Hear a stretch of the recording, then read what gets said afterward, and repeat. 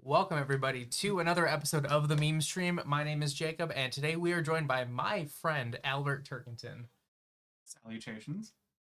He's very proper. He likes to be. He pretends to be. We have drinks, courtesy of the wife, and we have a Finley here as well, too, having a good time with it. Albert is a published author, actually. That is technically true. That yes, is absolutely the truth, right? Yes. Shut your. Sorry, I love Golden. Oh my god, he's the best boy, honestly. Like, he's so good. What I like to say about Golden Retrievers is they're the most generic dog breed in the best way possible. Yeah. Oh my goodness, you shut your. Oh yeah, the best boy. Anyways, back to yes. So Tends to be. on It's okay. He steals the show every time he comes on. Every day. Understandable. Yeah. So my book, it's called Pax Americana 2020. It is a fiction book. It is a combination of science fiction and alternate history.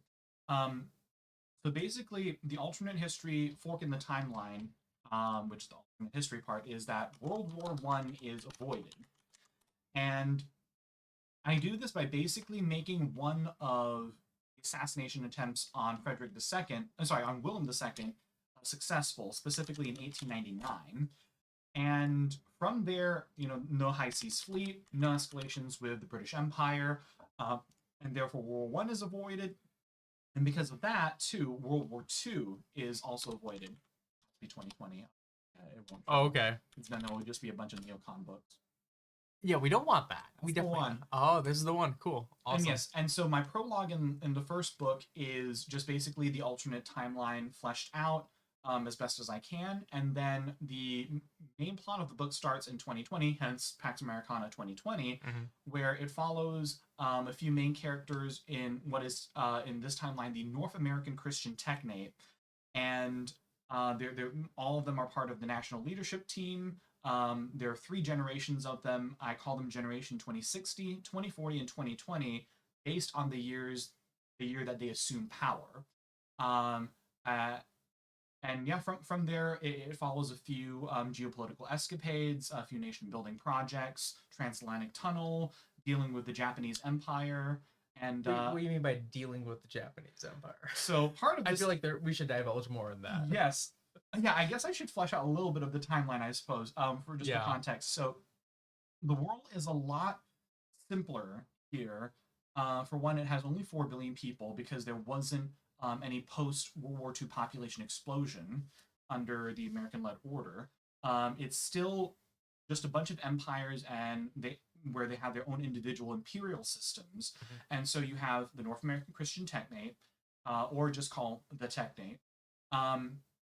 That extends from Iceland all the way to Colombia. So basically, all the manifest destiny pipe dreams all come true in this timeline. So Greenland and Iceland get purchased. Canada gets slowly purchased from Britain in exchange for the Philippines. Gulf of America.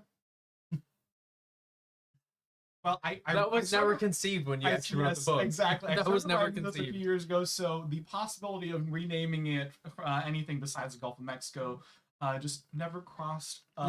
Your mind. But I mean, I am. We're gonna need to make an editor's note at this point. I might have to include that in the second book. Then you're gonna have to. Yes. But then yes. So you have the Technate, the British Empire, the German Empire, the Russian, and the Japanese Empire. So China falls to Japan in this timeline. Russia extends all the way to the Eastern Mediterranean. Then Germany and Britain basically eat up the Romance countries in addition to their colonies. The Dutch and the Scandinavians form what is called the Kalmar Confederation, just so that they can not be invaded by the larger powers. And then mostly Germany, because we've seen what happens with that. Yes. And Russia. And in South America, Brazil and Argentina basically gobble up everyone else. So they have their respective basins, the Amazon Basin for Brazil, and then the La Plata River Basin for Argentina. It's more force we're working with right now, too. Fingers crossed. I mean, there was shock therapy, but I think they went through the worst of it, and there's light at the end of the tunnel. They're on the So, right trajectory right now, and actually, I think they posted a positive growth in GDP for the first time in 20 years, if I'm not mistaken, something like that. That's crazy. Like, I think the key both with Millet and President Trump is following through and keeping the momentum going, because Argentina has had quite a few false starts over the last few decades. The most recent one was in 2015. I forget the person's name, but it was what most people would consider a right wing government that was going to deregulate out right. of Argentina's malaise, but it was very short lived. A bunch of quasi Peronists came back, re-regulated everything. So it's just all this start-stop business. You never had anyone go the full way to see it to the end Yes. until Malay, really, and that's because Exactly. I mean, beautiful chainsaw man, right? So yeah, I think what he needs to do is just basically be the momentum consistent and going. keep the momentum going. He's done a great job so far. So and far, things so are good, finally yes. going good. And I did you see on stage he actually presented Elon Musk with a chainsaw? Oh my gosh, He actually did it's that, not yeah. surprising, And though. that is now Elon's. I think that's ex profile picture now. Actually, if I'm not mistaken. Also not surprising. He lives for the entertainment, and he's just memeing everything into. We'll get to that in another minute, though, Yes. too. But yeah, essentially, I mean that's the foundation of the book. A little over half of it is spent in America, mostly in the new capital of Atlantis. Purpose-built capital in what is today eastern Missouri, because it's the geographical, close to the geographic center of the country. But that's not Atlantis, because you're not even anywhere near the Atlantic basin. I didn't consider that at the You time. did not. So You did but not. also because it's my world. Oh well.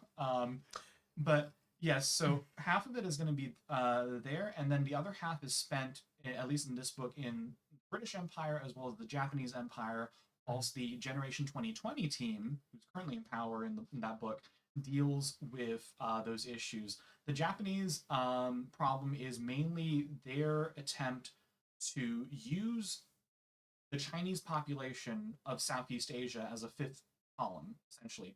So in this timeline, instead of 8 million ethnic Chinese settling in Southeast Asia and becoming 30 million today in our timeline, basically multiply that by 10 as a result of the brutal consolidation process that Japan undertook in China in the first half of the 20th century that sent mostly southern Chinese into European-controlled Southeast Asia.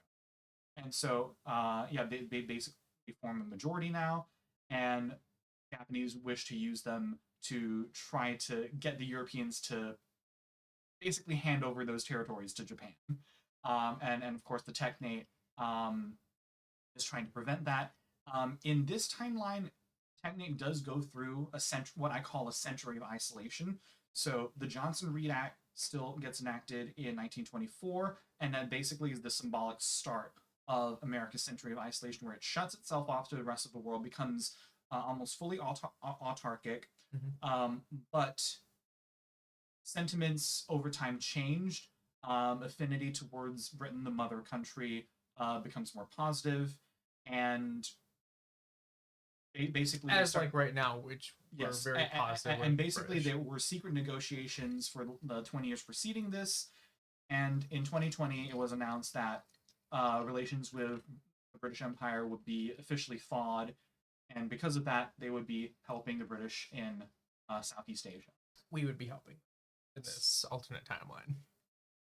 All the national leaders of the Technate are fluent in the five main languages of this world: is English, German, Russian, Japanese, and Latin. Latin being the elite language spoken amongst the national leaders themselves. It just felt like I just felt like putting that in. I just did.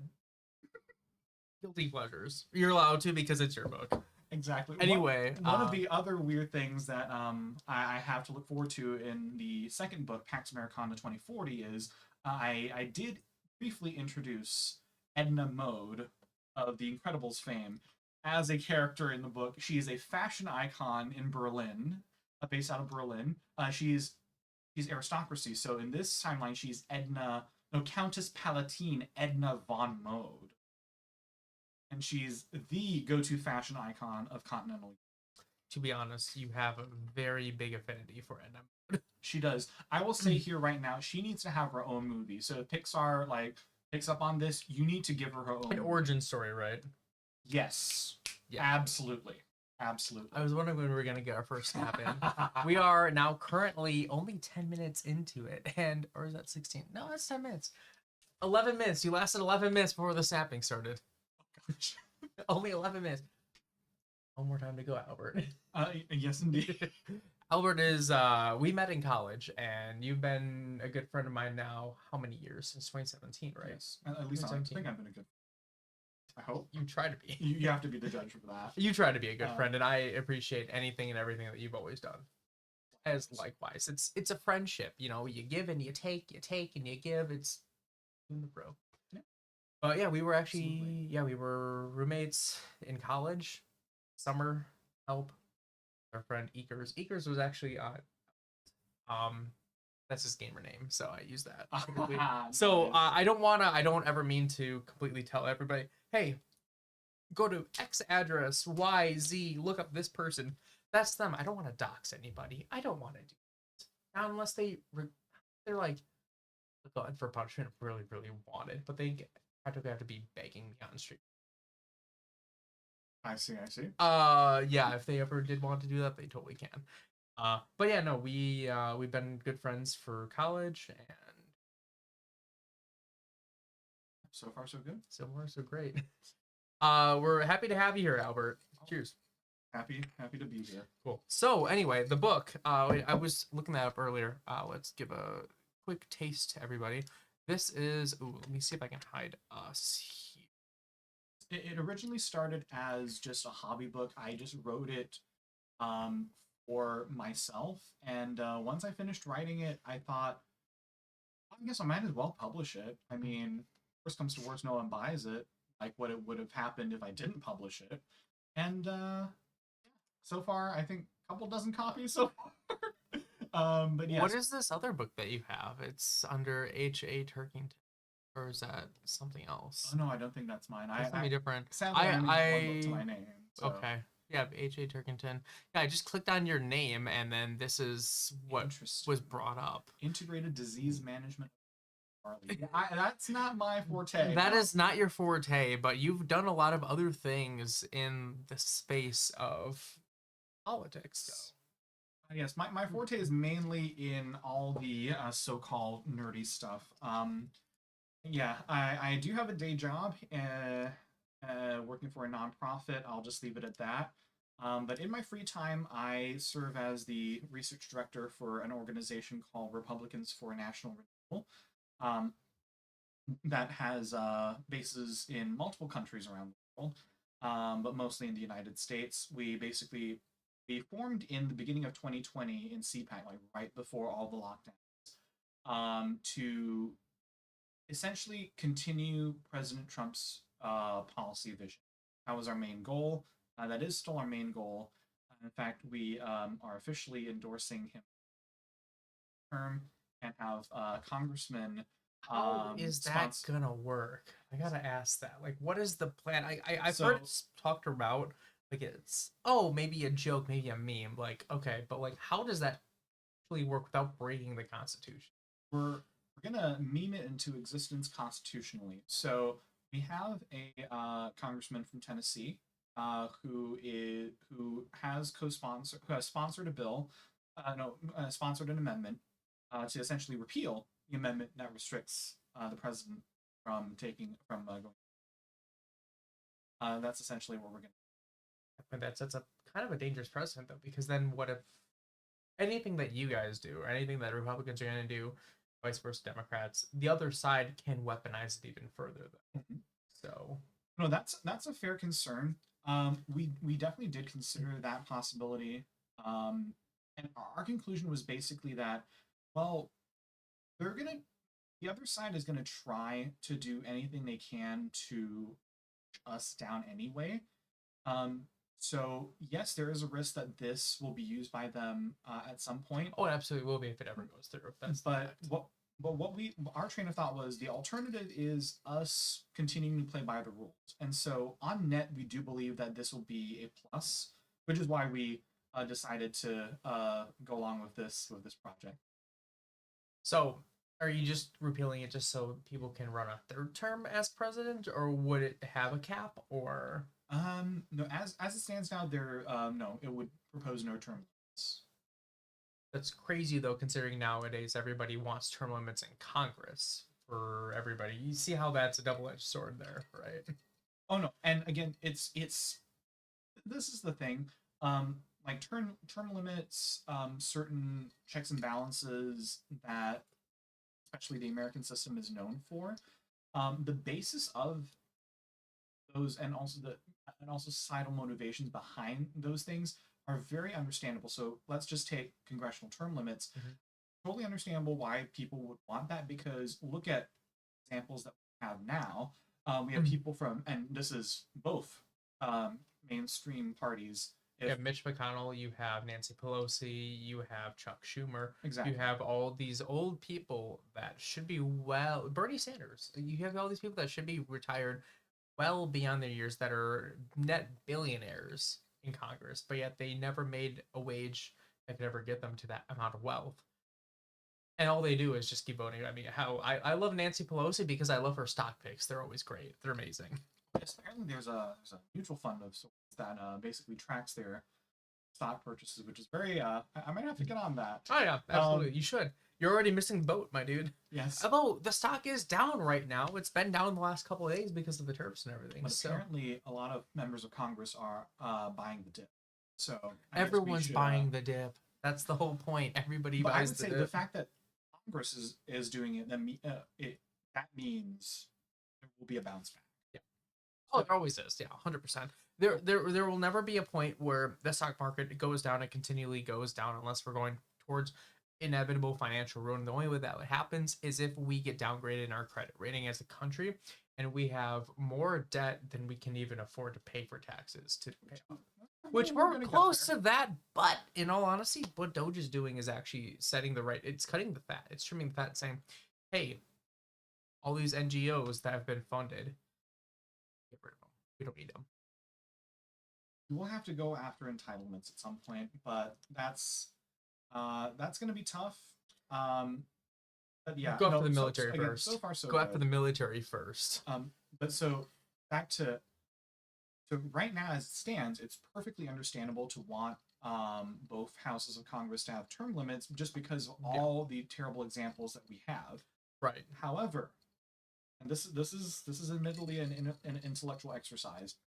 What if they weren't that way? What if we had people, competent, morally upright people in the government? Stay with me here. No, so what you're saying is exactly what people want. I think sensibly most people don't want to vote for these people. The problem is the parties, specifically the Republican Party and the Democrat Party, prop up these people over and over and over again because it's a sense of entitlement. You run, you win, you do nothing but call for donations to keep your seat for 1-2 terms, then boom, you're in there. And then if you do well enough and you push the party line, you are then promised. This is what happened with Hillary Clinton. She was owed the presidency. Nay, she was supposed to be the president because the party propped her up and they promised her. It was her turn. Yes. And then because Joe Biden stepped aside, that's what was supposed to happen. And then it just didn't. This is what happens with the party system. Like I've seen it even at the local level. You remember with our friend Andrew. It happened a lot around that time too. The Republican Party was stupid and propped up people that were unelectable, but they were owed to be in that position. They were owed to be propped up. So they were propped up and they were the wrong choice. A lot of people can't stand by that. And then either they primary and they win or they primary and people don't like them and they lose. And that's just what happens. But that's majority of people will always vote for a Chuck Schumer or a Nancy Pelosi if they've been there forever and things don't really get too bad for them or they like it. And the parties won't do anything either because they don't want new blood. No, definitely. Again, perfectly understandable. Current paradigm in the current situation. Yeah, currently. Yeah, this has been going on the last 10 Yes. years, 10, But 15 years. I guess essentially what we wanted to present was, what if we do get the right people? Which we're currently doing, True. but what happens if we're able to pull that off? Then term limits become a hindrance. But this is the thing. No, they do. You're right. But the problem is we can never get good people. So the key here isn't that we have or have not term limits. It's we have vicious idiots in power. To paraphrase Lord Tyrion in Game of Thrones. I would say I was wondering when that was going to come up too. Yeah, massive Game of Thrones. We have been cursed with vicious idiots. Lots of vicious idiots, to paraphrase him. Yep. So, and I did write a piece on behalf of Republicans for National, where I basically cited a lot of international examples of leaders and or leadership teams that were allowed to stay in for several decades who ended up being able to do the good things that they did because they had that long enough runway. I brought up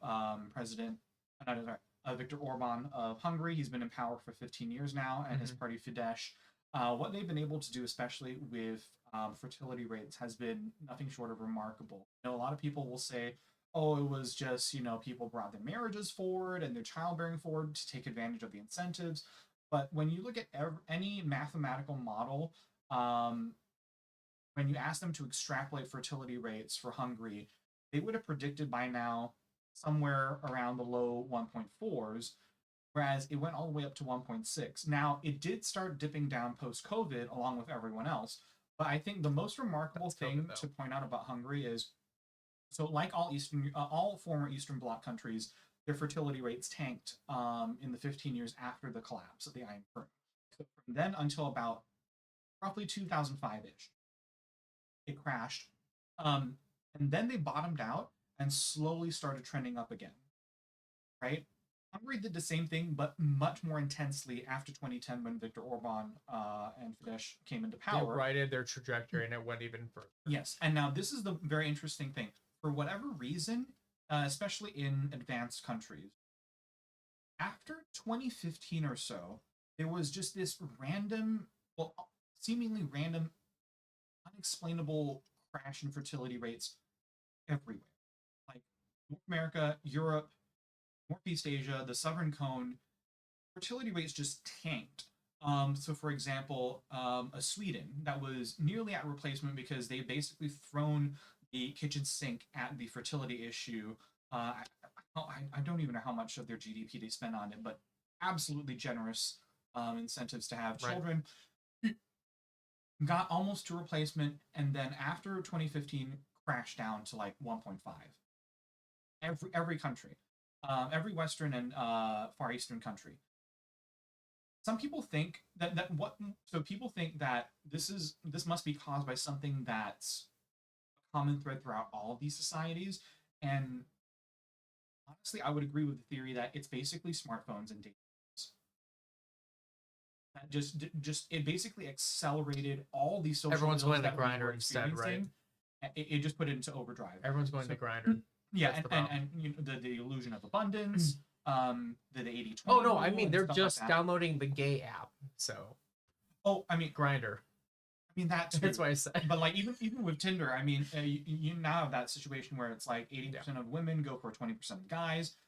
There's this illusion of abundance, even though our demographics are collapsing. But I would agree with that theory that is at least the main cause of this silent drop in fertility. Yeah. But Hungary bucked the trend. So even though its fertility rate went up by 0.35 kids at most per woman, that needs to be compared to the drop in fertility rates that was experienced post 2015 in other countries, including the Eastern Bloc countries. They basically surrendered the little gains that they made.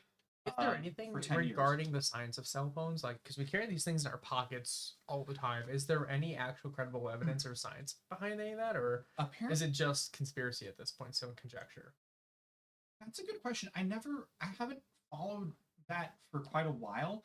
The last time I followed it, plus years ago, it was too soon to make any conclusions, but I'm pretty sure at this point we can. I just haven't seen. I haven't read any literature to that end. Yeah, I've never followed that, but they always said, phones are giving you cancer because you're holding them up to your head all the time. Well, now we have even more powerful smartphones. They're Bluetooth smaller. headphone. They're everything. Bluetooth everything. Like it's an interconnected world, and I mean now we're beaming internet signals from the sky. Yeah. With Well, everything. So it's a question of what are we doing that's and a lot of people said COVID. I mean, granted, conspiracy theorists, mind you, but people were saying they were getting sick before COVID even happened, and it was because of 5G rolling out. oh, Yeah, that was a thing too. I I don't want to, again, I don't know any of the facts behind it. I'm just positing the question right. of who is looking into these or who knows the answers to these questions.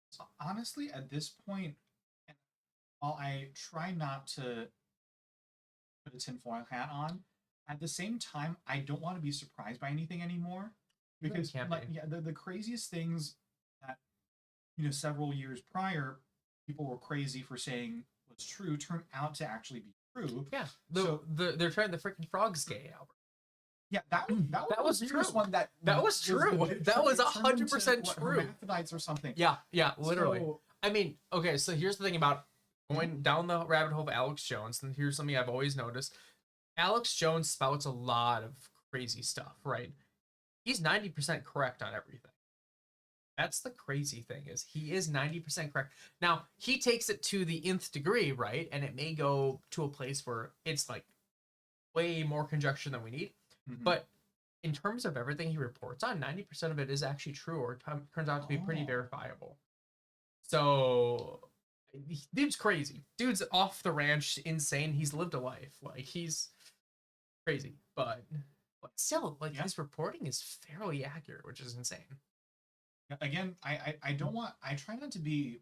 I try not to be emotionally invested in musings of any single person because, and this is a Jesus Oh, thing. yeah. You just don't idolize anyone.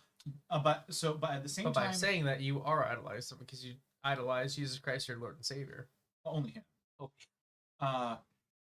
Uh, but yeah, with everyone else, I want to give them at least as best as me as a biased human being can do. I want to give people a fair hear, a fair listen, anyone and everyone, and I try to examine the facts as objectively as a flawed human being can possibly do. That's the best I can do. But yes, Viktor Orban was one example that I mentioned. Most of the examples I mentioned were from these high performing Asian economies. So I mentioned General Park. You mentioned South you weren't Korea. biased, but you are very biased. Well, I mean, those are the places where I can draw examples from. General Park from South Korea. Yeah, was he authoritarian? Oh, no question. Did he still manage to get the job done and industrialize Korea? Yes. Careful now, because there's people in South America that were the same way. Yes. But yes, I mentioned him. I mentioned Lee Kuan Yew of Singapore. Mhm. I even mentioned Mahathir Long, reigning Prime Minister of Malaysia, who was Prime Minister for 22 years in a single stint. That's All a of long them. time to be a prime minister. Lee Kuan Yew was there for 31 years. He was a member of parliament, so he was in public service for 60 years. From 1955 Literally Joe Biden. Literally fucking Joe Biden. until he croaked. But the difference between him and Biden, I would say, is he did genuine public service. He performed genuine public service by bringing Singapore from basically what they call third world. Basically, third world. Yeah. When he was first elected prime minister in Singapore, which was back then not even independent yet. It was self-governing under the British Empire in 1959. Yep. Singapore was one of the poorest countries / colonies in the world. In fact, when look at reports of their slums, people described it as worse than Brazilian favelas. Because, like, you're in the tropics, and it was even more on an packed. island, and it was even more packed than the worst favelas you can find in Brazil. With water everywhere. Yes, mangrove. Yeah. Mangroves everywhere. Yeah. So when he left the prime ministership in 1990, Singapore was already a high-income advanced economy. 80% of residents owned their homes, and another 35 years after that, it is one of the richest countries in the world. Like when I say one of the richest, I mean we're talking. Take a look. It's been a while since I actually looked at Singapore on that. Like a third higher in terms of purchasing power parity than even the United States when you look at the per capita GDP. I think the United States is a little over 80,000, and in Singapore it's, depending on which year you use, around 120,000. And this is a city-state that is barely a quarter the size of Rhode Island, the smallest state in the United States. And it houses 6 million people very comfortably. What's over here? That is Changi Airport. And that is their 5th terminal, which is going to be larger than the first 4 put together. That's their 5th terminal? And that's all reclaimed land. That's why it's so rectangular. Yep, it's all reclaimed. So they just dumped sand and dirt into the ground. Actually, mostly incinerated garbage. Oh, even better. Don't we love that? No, they have urban planning down to a T. What is this over here then? This is another regional airport, or? No, that is their Air Force base, I believe. Okay. But if it's called so they're about to convert that into a new housing estate. Of course they are. They have 24 or so housing estates littered across the island. They're basically self-contained developments of between 1 and 200,000 people. The green you see, the 2 patches there, are their water catchment areas. So they're trying to be fully self-sufficient in water by 2060, which is when their century-long agreement with Malaysia expires, and they're worried that Malaysia will just cut them off. Because Malaysia, that's all part of Malaysia. Yeah. And that little island there is where I'm from, Georgetown. Which little island? In the northwest corner there. Georgetown and Penang. A little overshot. That one. Oh, right here? Oh, right here. Okay. That one. Oh, Georgetown. So, yes, I used to live around here. This is all reclaimed land. This is an artificial island that they're building. And that's insane. Yeah, that's where I grew up. It took me about a year to get used to you Americans driving on this side of the road. We will the not correct debate version. Whether it's correct or it not. is the correct way. No, you are on my podcast. It's the correct way. In that case, sir, you are in our country. Sir, in that case, we will agree to disagree. Still love America, though. Nope. But also, God, Street View. Whereabouts because you talk about these skyscrapers, these massive skyscrapers that you used to live nearby. Where? So where? The main concentration will be just a little south of here, on this place called Gurney Drive. Okay. Yeah. And so these are going to be the high rises. These are the high rises. Oh. How many stories are they? Let's take a look. They used to do, when I was a kid in the 2000s, they were doing 30-something stories, and then they went to 40-something right before I left 11 years ago, and now they're making 50 stories. They speak English. Look at that. Well, it is the business language. How great. How great. It's called Georgetown. And yes, for those who are wondering, it is named after the same George III that lost the 13 colonies. Yes, that was the greatest birthday ever. This island was basically his consolation prize. This was his How is that? How is this his consolation prize? That don't make any sense whatsoever. Well, that's Singapore. Oh, that's Singapore. Central. I know that skyline. You know that anywhere. Skyline anywhere, yes. Huh? That's their financial district. I don't know how we got to here, but yeah, wow, that is something, all right. Oh, because that's where I was beforehand, right? Yes.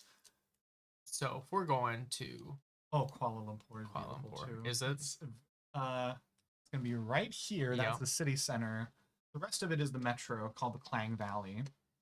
The rest of it's the metro. Kuala Lumpur. Yes. The Petronas Towers. Yes. Yeah. So let's take a look at the towers. It's pretty close to the shopping district too. I love the shopping district. Where are the towers? KL. What? Is it behind? Probably behind, I would assume. I haven't been to that city very often, so I do not know how to You navigate have it. not been here.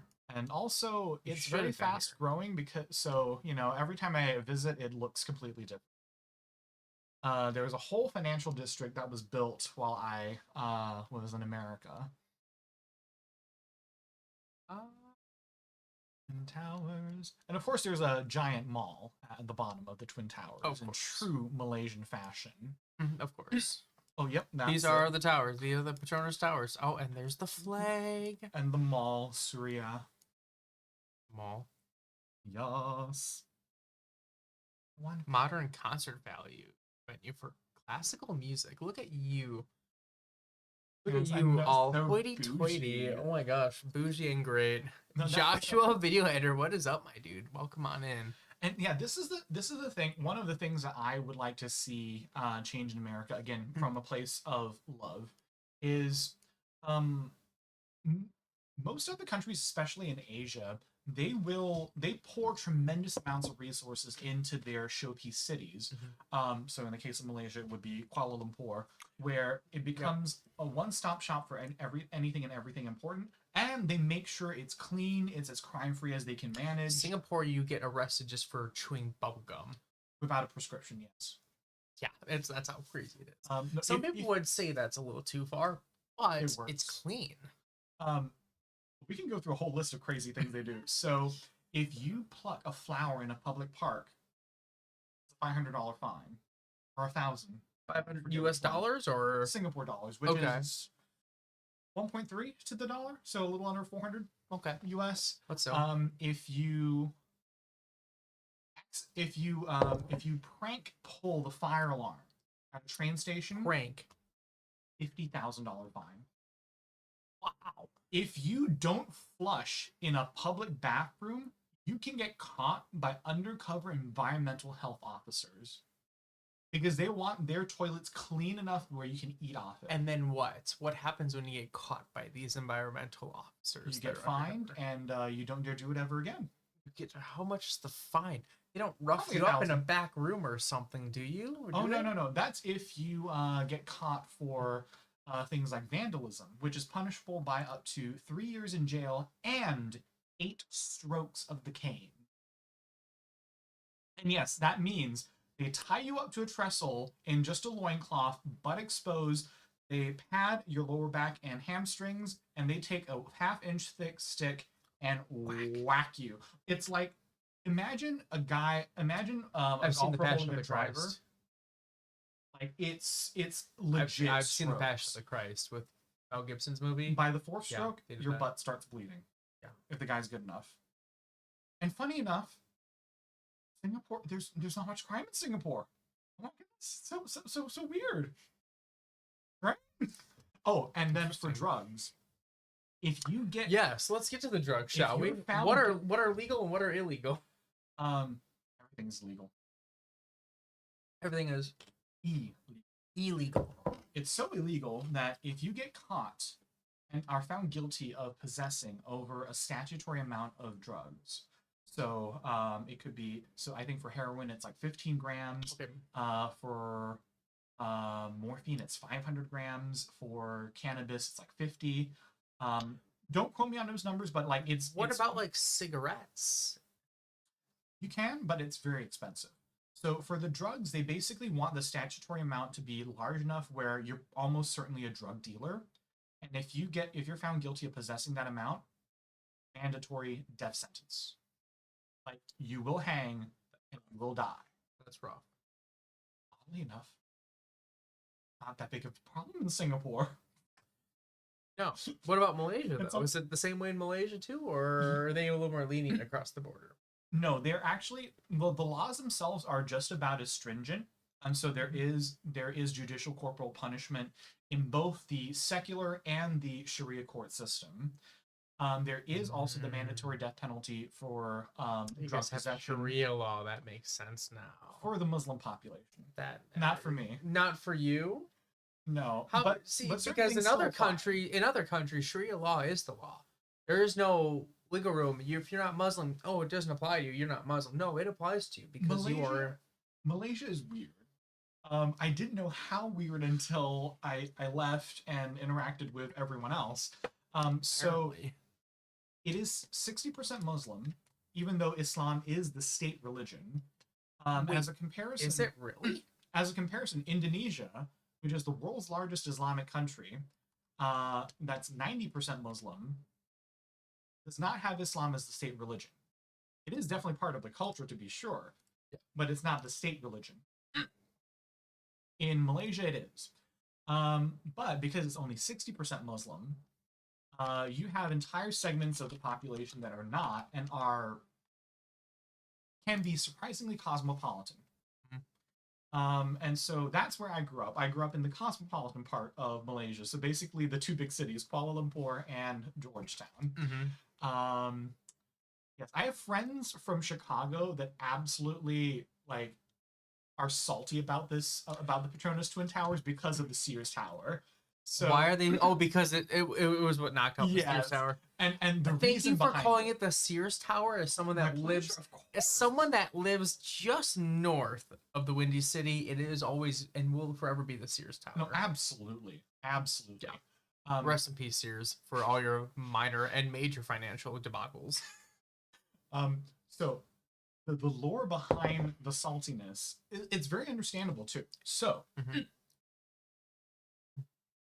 in 1998, that's when the Twin Towers took the title from the Sears Tower. But the only reason they could is because the antennas on the Sears Tower did not count.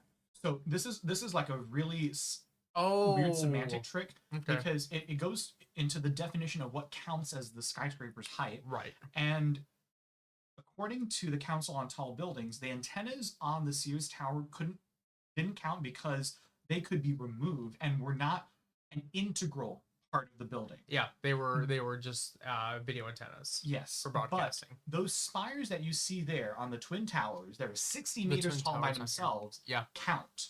And so why do they count? Because they were considered an integral part of the building. No, they're not. That's what was determined. How are they? I'm just a messenger, I swear. But like, look at this. Like, yeah, they're ornamental, sure, but like, I guess you could make the case of they're ornamental, but then like you can remove and replace antennas, but this a lot less so. Again, I'm just telling you that was their train of thought. I definitely think it's a bit sus because the Sears Tower is 110 stories, whereas the Twin Towers are only 88 stories each.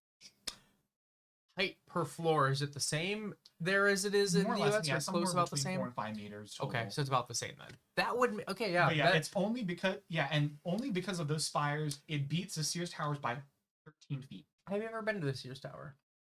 I have. I went to the lookout deck to be like, oh my god, all the way here. Yeah, I did that on my first year here. That was nice. So Jude and I went to Chicago this last year. Just for a random day, did everything we could. As one does. See, we just go down to Chicago for like a couple hours or a day, you know. We did a Riverwalk architectural boat tour, which was amazing. It was super fantastic. Going through the entire history from the grain elevators to the architecture of the early 1920s because of that, and then later on with all the newer postmodernist buildings that are just nothing but glass. One of them was really pretty though, but it was also designed by a woman, and they were like, "Oh my god, she's so brave." That's the like, no, it looks pretty. Just say it looks pretty. Just say it looks pretty. Yeah, I don't need to know who you could. It doesn't matter who makes it. It's whatever. But they're also having problems filling that building with residents too, which is kind of funny. Yes, and that's the thing about all built like record-breaking tall buildings today. So yeah, the Petronas Twin Towers took forever to fill because it was also pretty bad timing because it got completed in 1998 during the depths of the Asian financial crisis. Malaysia's economy contracted by 8% that year. Indonesia's by 14%, to the point where the dictator got ousted. That's it. General Suharto. But yes, I think it took them 20 years to fully fill both buildings, the office spaces. That's a long time. But now they have a newer, even taller building that's owned by one of the state-owned enterprises. You mean the called, Burj Khalifa, or is that what you're talking about, or no, or a different one? No, this is in Malaysia. Oh, in Malaysia. Okay. And What you is can search PNB 118 and then space 118. So that's the one. the the blue-looking one. Warisan Merdeka Tower? Warisan, yes. Wow, that is something right there. So it is now the world's second tallest building after, and that's what after everyone does now. after the Burj Dubai, yes. Yeah. Indeed. But yes. So you mean after the Mia Khalifa, right? lol. But you see, this is the thing about record-breaking tall buildings. They're so big now that the timeline needed to construct a building of that magnitude from start to finish virtually guarantees that a financial crisis will happen at some point during the building's construction. And so if it were fully for profit, what inevitably happens now is the developers scale back. If it's really early in the project, they just cancel it outright, and basically generally just cop out of the project. They're just not ambitious anymore.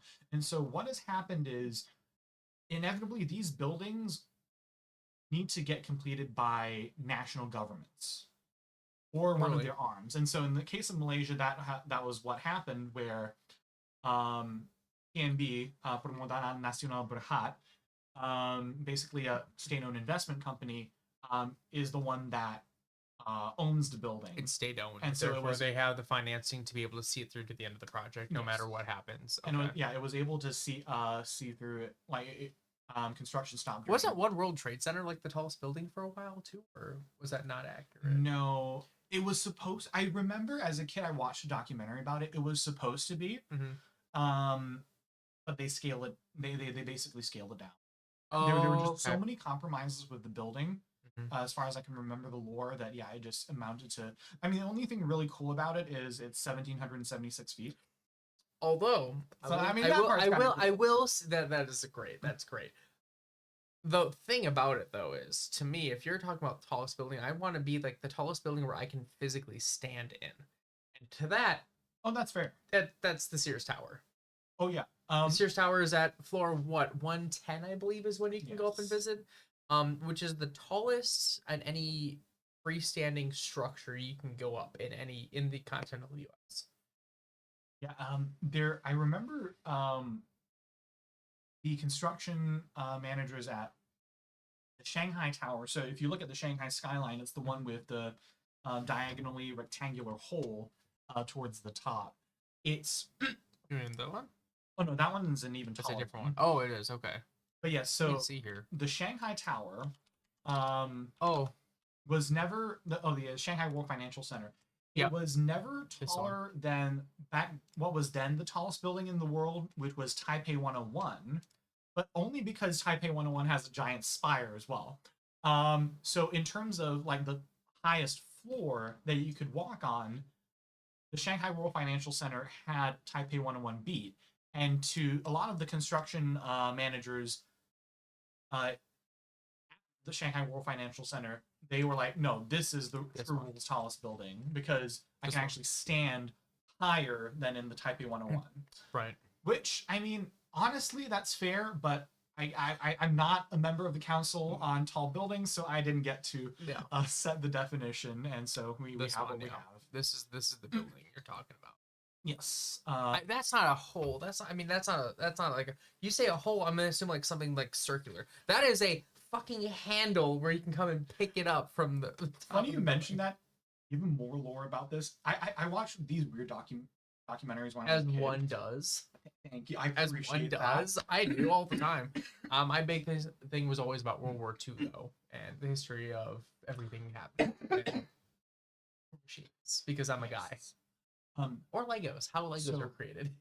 The lore behind this is I don't know if it's owned by them now, but the original owner was a Japanese company. Mm-hmm. I think something Mori was the They're fellow's coming last name. back to try to take over Chinese mainland again. So originally, the opening at the top was going to be circular, And they weren't even thinking of any cultural consequences for No, them. just straight up. They just wanted that because when you get that high, you need to do a lot of weird things to keep your building from swaying too much in the wind. Right. With Taipei Big hole is 101, one of them. they have this giant mass damper in the top few floors. It occupies 6 full floors. And of course, in the case of this building, they use the hole. The circular hole was found to be potentially um, explosive because the land of the rising sun, Of course. the circular hole, and I can see that being the case. there was a concern that that would be kind of like a subtle slap in the face of the Chinese, and because of that, they changed it to a quadrilateral hole Which makes opening, sense.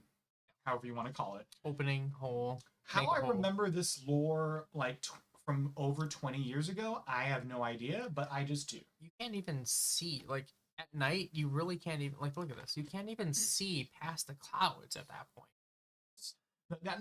You see, look at the sky. The skyline of some of these Western Pacific cities are just absolutely second to none. I know they are ultimately postmodern, but for some reason, their postmodern architecture Looks better than our postmodern, which is literally just yeah, gigantic. Right, and so okay, cylinders. thank you. So that means I'm not the only one. No, you're right. Because like They're tastefully done. Like World Trade Center, good. The super talls that are ornamented in New York City, also good. Straight up, like, I'm just gonna be a rectangle in the sky. That's it. No, what the hell are you doing? And it's like glass. It's always glass. It's like for me, it's like yes, I'm aware that this is still postmodern and not ideal, but it's not offensive. It's not bad. No, it's not bad. There's like, I gotta take a picture. I gotta show you guys. Yeah, for some reason, a lot of Western postmodern architecture, it's just like it feels like they went out of their way to be offensive just to get our attention that way. And I mean, I don't know, to the extent that it's a matter of personal taste, I am definitely not a fan. So, especially the new London skyscrapers are just. This is that building. This is the building I was talking about. That like they're like, oh, it's designed by a woman. Yeah, you see, that's. It looks kind of okay as it is. I mean, I've definitely seen worse, but yeah, that's. Ugh. Yeah. No thanks. Whatever that, like, literally, it's just straight block in the sky. Right? Yeah, not a fan. Been there. That's a building you can go into as well. That's the Chicago 360. So you can go up to like right there. That's actually the one where like you can sit in it. It tilts and goes forward. So you're like actually moving forward. It does that. Yeah, it does that. It's like an actual ride because it's on the thing. So it's on all pneumatics or something, mechanical. So you go on it. You're strapped in on it, and then you like tilt over like a 45-degree angle. So it's pretty crazy. We didn't do that one, but it's kind of fun. I always go to Chicago. Whenever I go to Chicago, I always just go to Chinatown. Everybody loves the Wrigley Building. Everybody knows the Wrigley Building. Oh yes, pre-war as character. Yeah. Oh, of course. Yeah. Back when we used to make ornamental buildings for the sake of ornaments. That's the thing. When people, like, I think a lot of people at least implicitly assume that you can't have like aesthetic skyscrapers, but I feel like the Wrigley Building and a few others. You look at kind this right here. That. Yeah, this is beautiful. Like look at the iron on the bridges, right? And then you also have like the buildings that evoke that sameness and like, oh, there's the mall. That's literally the mall. It was a gigantic superstore. I think it was like how many? What was it? Yeah, it's pretty. That was the mall. I gotta take a look at this.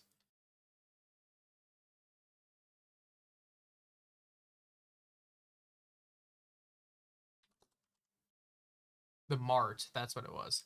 This gigantic building here. Oh yeah.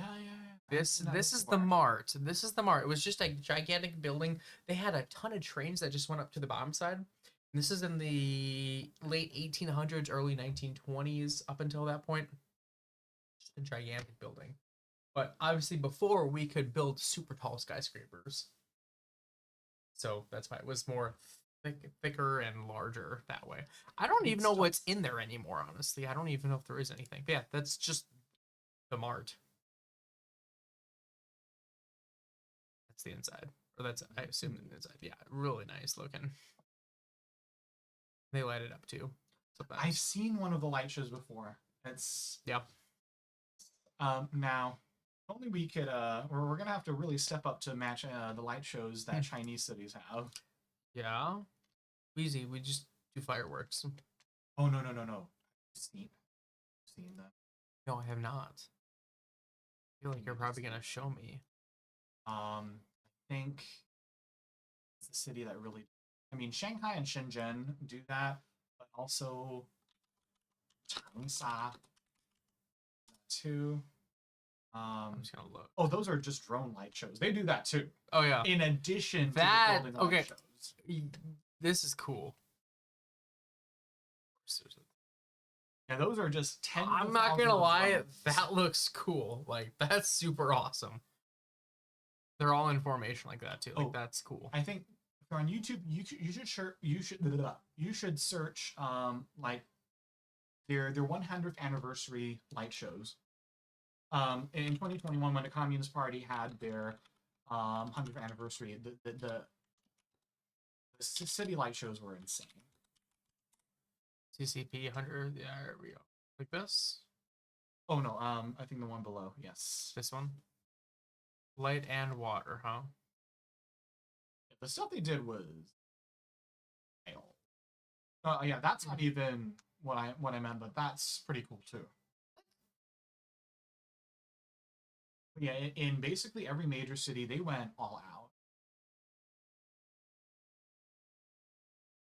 I think you do like China's 100th anniversary and then China City Light Show. Oh yeah, those two skyscrapers in Chengdu. Okay, those are very famous. Are they? I've never heard of them before. No, because of the light shows they oh, I was about to say, if they're famous, I haven't heard of them before.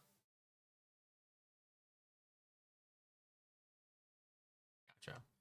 We don't need that Chinese propaganda anymore.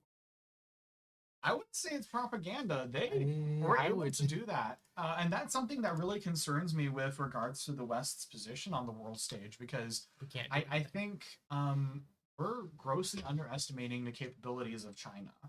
Always have been. So, I mean, if we're not careful, we might go through our century. We're gonna get spanked. And we're gonna go through our own century of humiliation. And that's like worst case scenario. When did they come out of that, or have they just come out of that, or they're timeline wise? I figured you would know, right? Basically, roughly 1842 to 1940. So 1842 is when they ceded Hong Kong to the British after the Opium Wars. Gotcha. 1949 was when the CPC beat the nationalists and set up the People's Republic of China. And the thing is, at least amongst their thinking elite, the collective PTSD, if you will, of 1842 is still very much seared in their memory. And it was in 1842 though. That's over 150. Well, over 100 years ago. Civilization is new. For them, it just happened. You're right. Yeah, I'm thinking too small scale here, because literally the Americas haven't even been settled for more than 500 I was about to say, with a little bit of sass, I'll be like, well, yes, you Americans are a very young nation. We are a very young nation. Yes, we are. Yes, we are a very young nation. There have been dynasties that have lasted longer. We have not, most of our history we have not had income taxes. That's a crazy thing to point out too. That is the fact. The Chinese don't care about stuff like that, for better or worse. They're very pragmatic. I don't think we should either. I don't think we should have income taxes. No, as in, Chinese don't care about particular policy direction. What they care about is are there results. Yes. Do we need to reference Mao again and all the atrocities he's committed in the name of his? According to them, he was 70% correct. That's what they're taught in school. According to them. Yes. But no, what I am more concerned about is the leader that came after him, Deng Xiaoping. Mm-hmm. His quote is very powerful. One of his quotes. Well, many of his quotes, but this one especially. It doesn't matter if a cat is black or white. If it catches mice, it's a good cat. And that's essentially their underlying philosophy. They just care about whether or not a set of policies delivers results. They don't care if it's liberal, conservative, capitalist, socialist. What they care, the more fundamental concern they have is what they call the rejuvenation of the Chinese nation. And any policy or set of policies that brings them closer towards that goal, they go with it. They don't care where it's from. They don't care what ism it's from. Uh, that's a big, I guess, intellectual advantage of the Chinese. Their minds are more pragmatic, whereas the Western mind is more abstract. It doesn't one is not superior to the other. It's just how they think. But each way does come with its own pros and cons, and it is incumbent upon the leadership of each civilization to maximize the pros of their disposition to minimize the cons. Yeah. And the Chinese did that terribly during their century of humiliation, but they're not now. They're doing a terribly good job, much better than what we want them to be doing Yeah. at bringing out the best of their civilization. Meanwhile, the West is Squabbling over Ukraine. Yes, in the quagmire. To put it mildly. Every time I hear these headlines about whether it's Ukraine, whether it's wokeness or whatever, all I'm thinking about is what's China doing?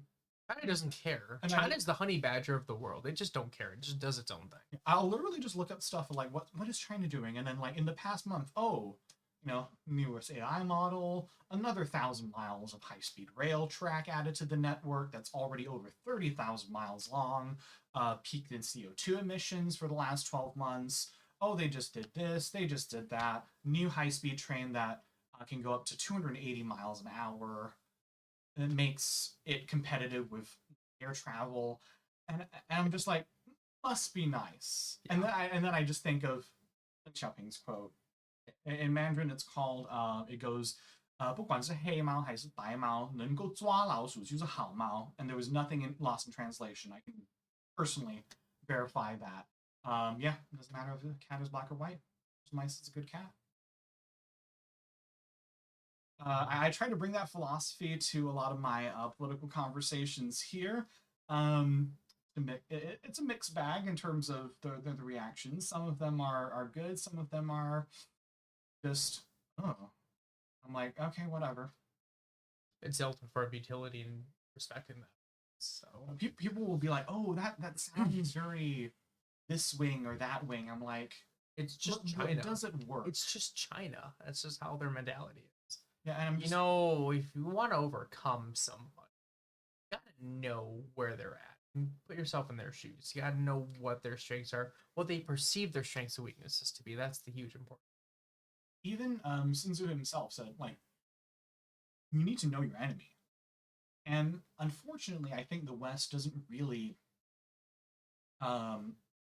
understand China. Now, China is not necessarily an enemy, but in terms of civilizational level rivals, there is only one true rival to the West. Like, it's not the Middle East, it's not India, it's not Russia, it's not Africa, it's not Russia. Russia should be part of the Western sphere, but that's another can of worms. Mm-hmm. It's China. China is the only non-Western civilization that has the breadth and depth of capability to stand on its own vis-a-vis the West. Yeah. And we have a few choices. We either work together with them, join hands together, however we can, or we slit their throat before they become too powerful. What are we trying to do right now? We're doing neither, which is very frustrating to see, because what the Western elite, and especially the American elites, are trying to do is they're making these random jabs at China, and they're slowly backing China into a corner. But because they're slowly backing them into a corner, you're giving them enough time to react. And because China's leadership is not incompetent, I don't care who says that they're incompetent, they're not. They might be still massively corrupt. They might be this, and that. They might be arrogant. But they are not incompetent. And because of that, they see themselves being backed into a corner and they are reacting. So, for example, we want to restrict um, uh, chip imports. Okay, well, they'll try to make their own, or they'll try to make do without them. Yeah. Um, That's so, why Huawei came into existence. so essentially, every little thing we do that doesn't slit their throat gives them time to react and will, in the long run, be counterproductive to our position at the center of the world stage. Because the more we provoke them, the more the greater the sense of urgency they feel that, and the quicker they are to become more autarkic and the quicker they will be to get to the point where they can stand on their own as a civilization. You said autarkic a couple of times. What does that mean exactly? Autarkic, like autarky, just basically means an economic system where you're fully self-sufficient. You don't interact outside. That's what The we borders of the autarky. that's like what we want in the United States right now. I mean, I mean, I think we some always some did, significant degree of self-sufficiency, I think, is important, especially post-COVID. What it showed us is the global economy is very delicately balanced and constructed. it's a haphazard clusterfuck of a mess. Yes, and unfortunately, because of that, any hiccup anywhere in the supply chain has massive ramifications. So, for example, I think what 80% of the value of the medicines that we consume was not made in the United States. Well, what happens if a country that makes a good chunk of it decides, well, we're gonna hit you where it hurts, and we're just gonna not sell this to you. We'll lose money, but we hurt you more. Yeah. So it's like the global economy was so was so delicately balanced in a way that didn't take into account any non-economic consideration. It was purely only profit economic. That's it. maximization, comparative advantage theory, Yeah. nothing else. Yeah. Now,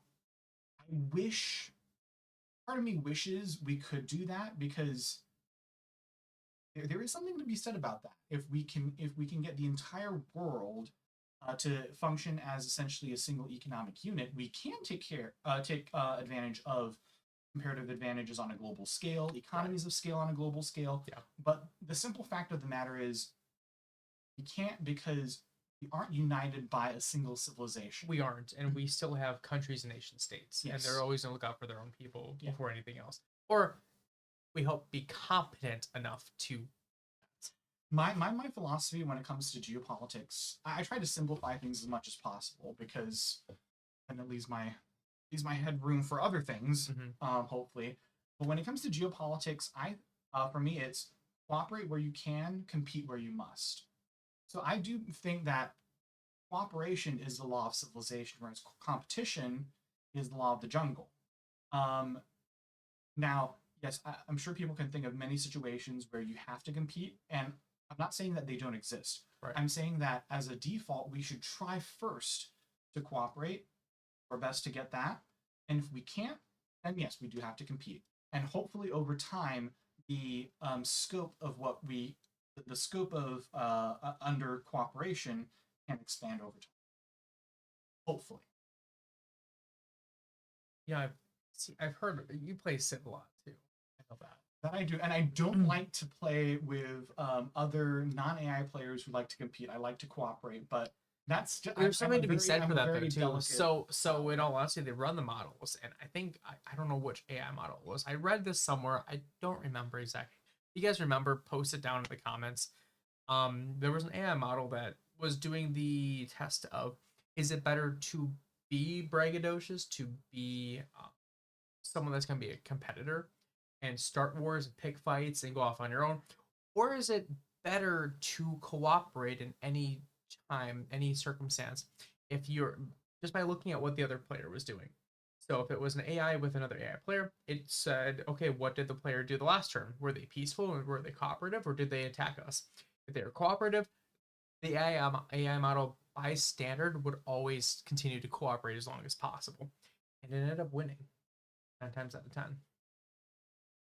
So similar to that, a lot of computer models have shown that groups that are internally cooperative but then externally competitive, that's the winning combination. That's So the winning within combination. the circle that you can trust, please, please, please cooperate with them. The moment you step out of the circle, yes, just be a porcupine, absolutely. Yeah. But then again, hopefully over time that circle expands. Gets bigger. It gets bigger and it's Hopefully. bigger. So well, now unfortunately, it does look like the trend is towards the cooperation circle shrinking. Um, I think that is going to be the case for the foreseeable future. I don't think it's as big as what some people claim it to be, but I do think the age of peak globalization has come and gone, at least for the foreseeable future. Whether that's a good thing or a bad thing depends on who you ask and what their priorities I mean, are. you ask the traditional liberals in this country, you know, we're talking about dating back to the 1990s and going back up against the WTO and all the riots against that and the peaceful protests, they'd be ecstatic, but they're not. We've known right now in the current era that they are for globalization and anti peace and pro war right now, which is crazy. It shifted entirely. Yeah, the thing is, yeah, the unfortunate thing about international cooperation is that most of the people who champion international cooperation tend to be from the left, either the center left or the far left. And because of that, they inevitably put in a lot of their, at least we would consider, their faulty social values.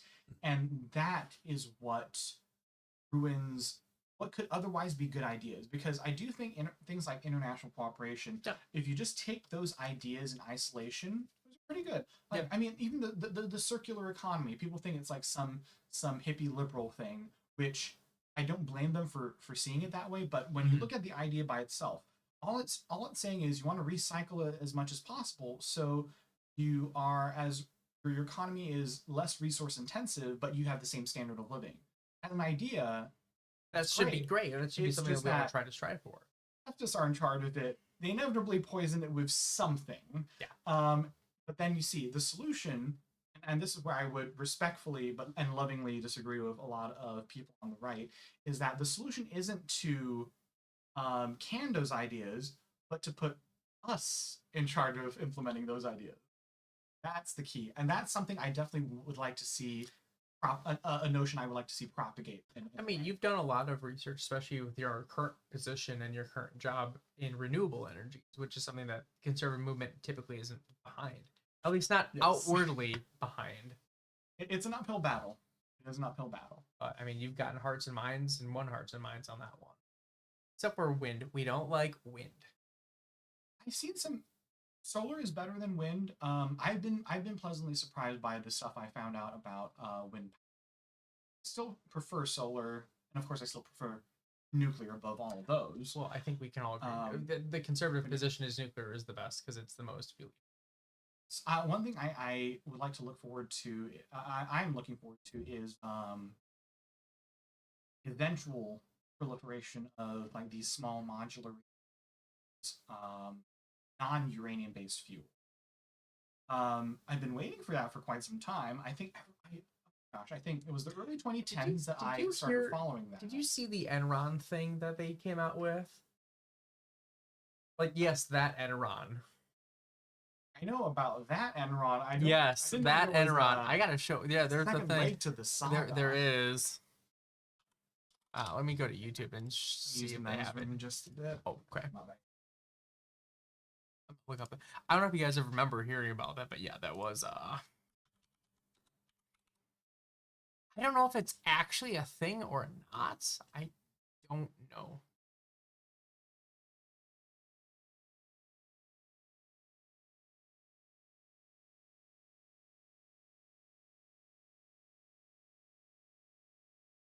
Where is it?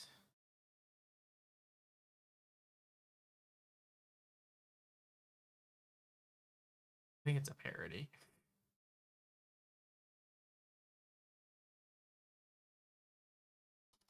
I'm looking for it.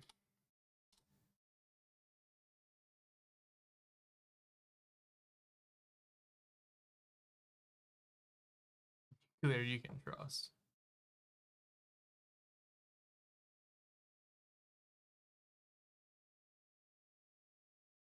Okay, so it actually was a hoax, but I didn't know that at the time. It looks so great.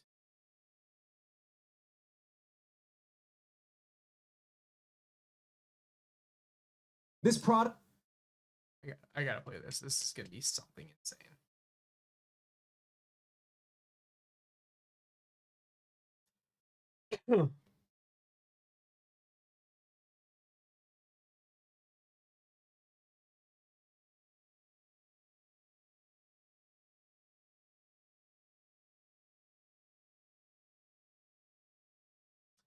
Looks with short memory out here. I remember when this first came out, and I was like, "What is going on? What is this thing?"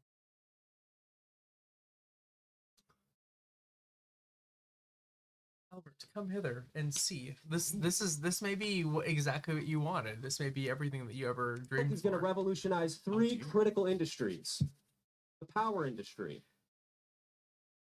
the independence industry, and the freedom industry. This product is going to revolutionize all three. Are you getting it? Ladies and gentlemen, we have harnessed the power of the atom. Introducing the Enron egg, the world's first micronuclear reactor for residential suburban use. This little device can power your entire home for up to 10 continuous years. It goes without saying, but when you put a nuclear reactor in your home, it's gotta be safe for the whole family. I've been living with an egg for a few months now, and let me just tell you that my little ones, they freaking love it, especially when what we save on the energy bill, we can spend on Christmas presents. Do your kids hate camping as much as mine? Well, let's just say they're gonna like it now. Because for the first time in history, you can bring the comfort of your living room out into the world. Playing the newest game from your favorite console under the stars is just a whole other experience. But here at Enron, we care about the intersection of technology and nature, which is why I'm proud to announce that Enron has teamed up with FEMA to provide nuclear eggs to rapid response teams all around the globe. All of this made possible by the Enron Mining Division, which has been sourcing the proprietary enronium ore, which I think you'll agree has unlocked a new atomic age. Because that's what it's all about, folks. Making the world a better place, one egg at a time. Thank you. Ladies and gentlemen, I'd like to introduce you to our Chief Technology Officer, the man responsible for the design and engineering of this egg, Mr. Daniel Wong. You've never heard of this before?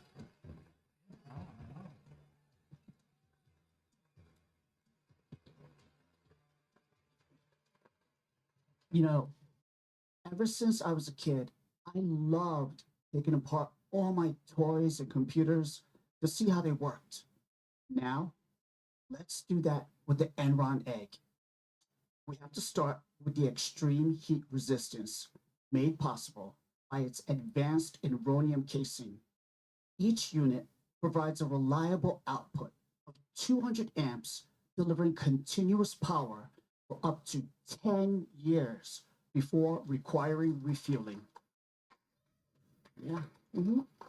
Here's how it We're works. talking about At the heart of the egg lies a uranium zirconium hydrate fueled reactor, chosen for its safety and efficiency. The nuclear reactor is precisely regulated by 9 boron control drums located around the perimeter to maintain balance and stability. That's nuclear power and trust. It's even got a little TV, so our team's always watching.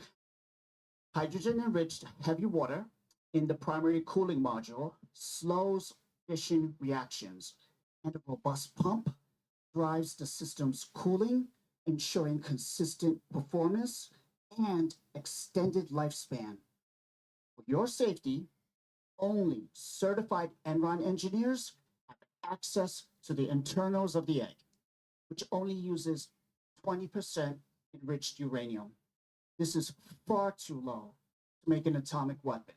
It would simply be impossible. Mhm. What do you think? This is a parody. Because it's a parody. I kind of suspected. Oh, I had to. We were talking about it. I was like, this is an actual thing that came out.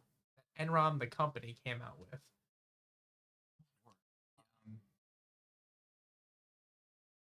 No, the mega project's guy, he knows what he.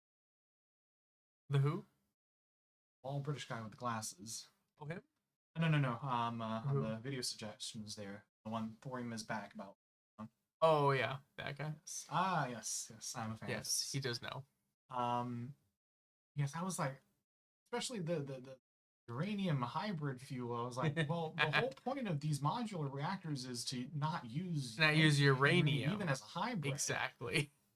So You're welcome. Yeah, okay. that was a parody that came out a bit ago. Yeah, When did that come out? That came out 2 months ago.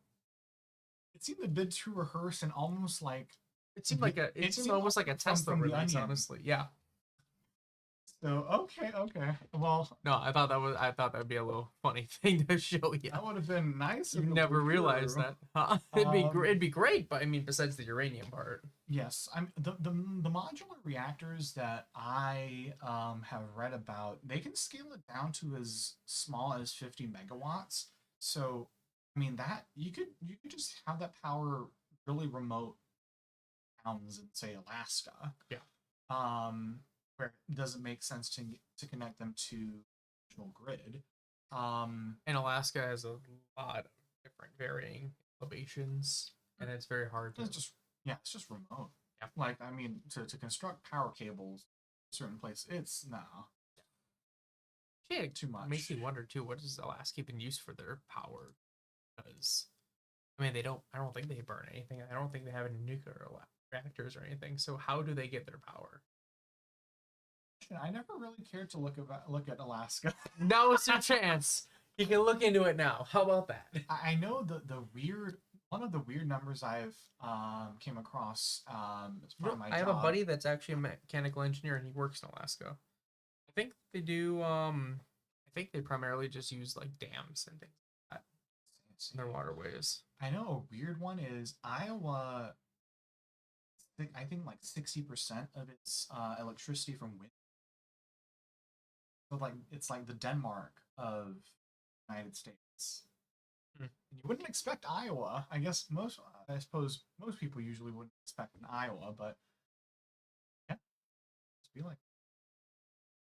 Texas is very big on wind and solar. Oh, they have to be. They don't want to waste. They don't want to burn their own fuel that they're about to sell to the rest of the world. So why would they use that?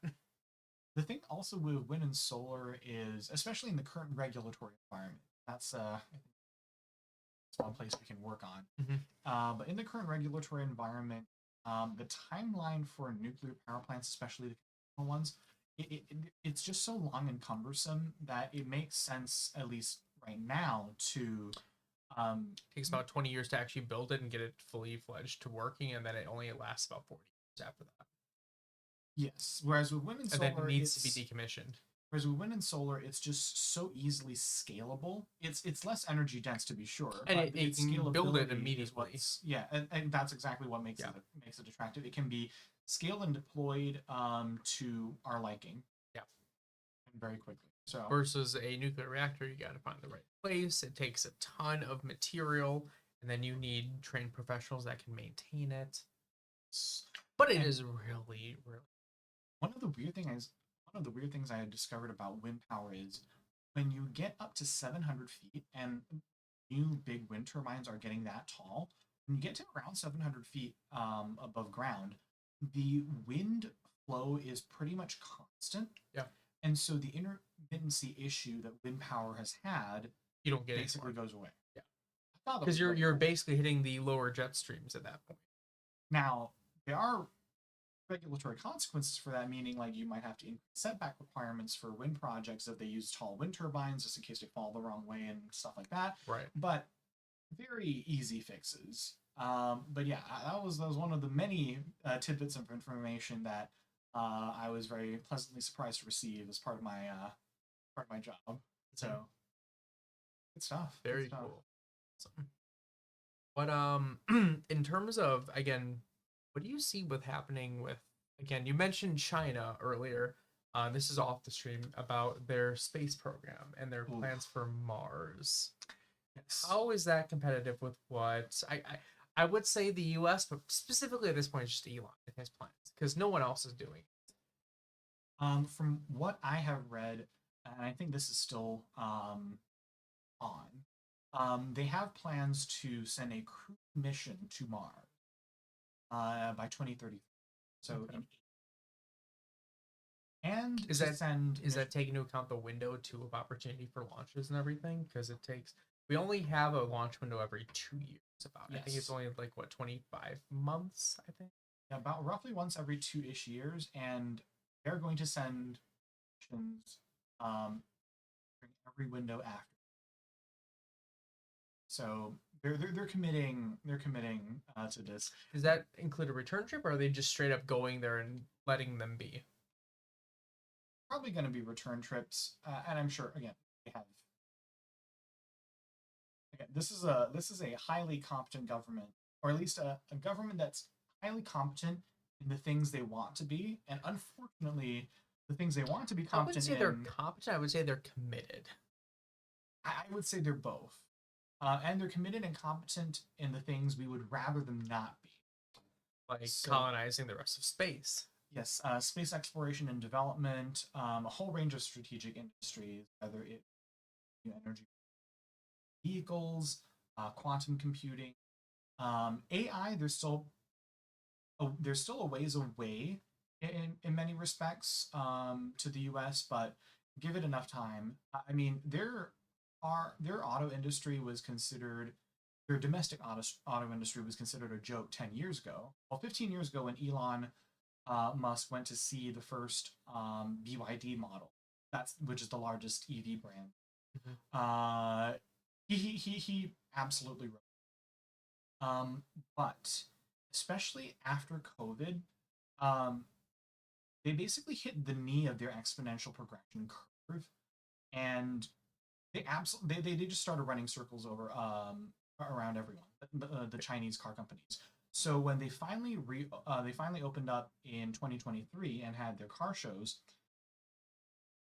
all the other automakers, when they went to see what the Chinese had been working on for the past 3 years, 5 years, Mhm. they nearly pooped their pants. Like everyone, American automakers, German, Japanese, they all nearly crapped their at what the Chinese had been able to. The thing about China is they have they have scale. That's a big advantage. They have scale. That's all and they they have. have not just that, and they have political willpower to take advantage of their scale. Including also taking a financial deficit. It's funded by Yes. that is the biggest thing. No private enterprise in the United States and no major private enterprise, as far as I know, in the Euro nations will ever do something if there is a deficit if they can't get past that deficit foreseeably at all. Yeah. And China being 51%, every company's 51 at least funded by the government, owned by the government. They will do so. They even just squash out the competition, then take over, then run a province. Yeah, the thing about China is their government supports strategic industries in every way they can. And private companies there coordinate with the government whenever the need arises. Mhm. So, one of the very interesting things that I have discovered over my evolution is that as we're really heading into uncharted waters here in terms of industrial and economic development. There are industries that are so capital intensive and that require such a long timeline that we're basically reaching the limits of what an unfettered free market is. many ways. And what I mean by that is no, there's certain things that no private company or even consortium of private companies uh, would have the capital and the time horizons to stomach. And I'm not blaming them. This is not an indictment on the market economy. It's just how It's far just- we've progressed in the last 100 years when these models were first being thought up of and Yes. political theories were first being espoused. Yes, and because and apparently, and I have to stand corrected myself. Apparently, that system has its limits. We never would have realized it. It's just something that we had to discover, just from experience. And so, moving forward, because of this revelation, there are certain industries that do need this sort of long-term government backing, not just in terms of like financial support, loans, diversions of national capital into those industries, and just basically taking losses for 20 years as the industry is nurtured. Grows and Um, yeah, you also need political willpower in order to do that. You need this sort of long term vision, and apparently, the private sector by itself isn't capable of that through no fault of their own. And so, because of that, this is something that this is a solution, this government backing.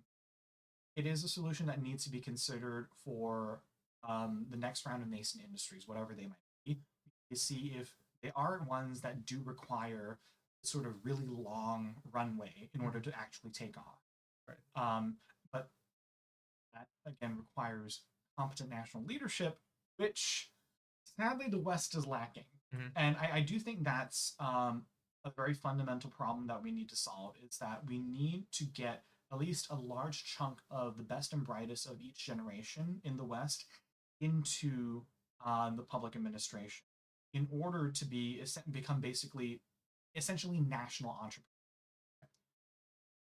I at least so thus far I don't see any other way around this. I'm happy to correct it on this because these are uncharted waters. So we're gonna have to go by first principles more and more Mhm. because history will be less and less of a guide for us to use.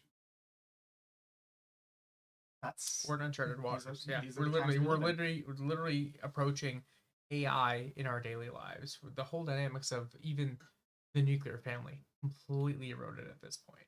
We're in a post-industrial, post-economic system, post-COVID system where everything's thrown on its head. There's not New enough normal. workers Yeah. in places. If you have both parents working 9 to 5 jobs, who takes care of children? Well, you need birth rates to be up. You got to take care of children. How do you? Grandparents. Gran- Used to be that. Grandparents used to be, but not anymore because grandparents want their own sense of freedom because we've lived in this society of Me, me, me. everyone wants the me, everyone wants their personal, and they're not willing to commit to anything else. So it's like, what do we do? Well, Elon thinks robots that can look after your kids. Well, do you trust robots? Then there's the whole question of, again, robotics and AI and everything. Do we trust something that is not human if it was made and programmed by humans? That's a crazy thing. And that's just one facet of it. I don't know if this is What does modern education look like? They just got rid of the Department of Education. that'll be very interesting. That's to another see. one too. Like, okay, what does that Yes. look like? Is it based on, again, listening to podcasts and experts in the field and YouTube videos and taking in knowledge that way? Because obviously books don't work anymore. I mean, it never was. It was meant to make obedient workers in an industrialized society. Factory workers. It was never meant to actually make people that were doers and go-getters and entrepreneurs that had that drive.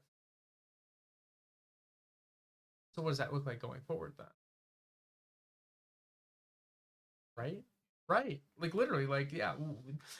Do you, I mean, Elon is, a lot of other people are piloting programs where it's the stay-at-home parents that do it. But you don't have people constricted to reading, writing, arithmetic, algebra. You have people going and discovering the world, finding a passion and driving towards it and trying to find the moral center of truth, really, of what it is. And if you have a competitive advantage, follow it. again, there are I see every single day I talk about this. People are getting dumber and dumber. How do we curb that? How do we get around? Because you drive around the area. I know you live in Green Bay. You drive around Green Bay. The roads are hazardous more and more. We're getting worse than Chicago. I don't want to say we're getting worse than Chicago. We're approaching Chicago levels right now. It's just bad. It's terrible. The traffic is a problem, but it's not the traffic. It's just the lack of. I say, and I quote this all the time whenever I do my bike rides too. It's just people are just fucking oblivious. And if but sometimes I used to be that way. Now I ride the motorcycle. I am always 1,000% focused on anything and everything. But people are oblivious. If I get in an accident on the road because I'm on my motorcycle, it is 100% my fault. It's also the other person's fault too, but it's also my blame because I wasn't planning a getaway route and I wasn't being aware enough. So I am at fault if it is me.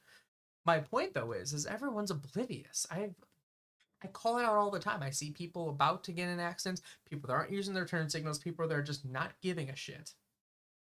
I think we have this sense of safety and security when really we don't. And Yeah. I would say it's not that. I would say we're just careless. People need to be more fearful and they need to be a little bit more timid, a little bit more cautious, a little bit more careful. You can still be optimistic on everything, but how do we train that back into people? How do we train if you're not going to be careful?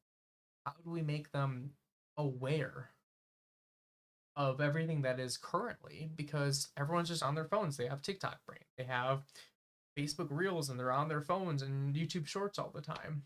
Their attention span's terrible and they're all oblivious because of it. I'm gonna just say that's above my pay. It's a God thing to take care of. So I'm just gonna.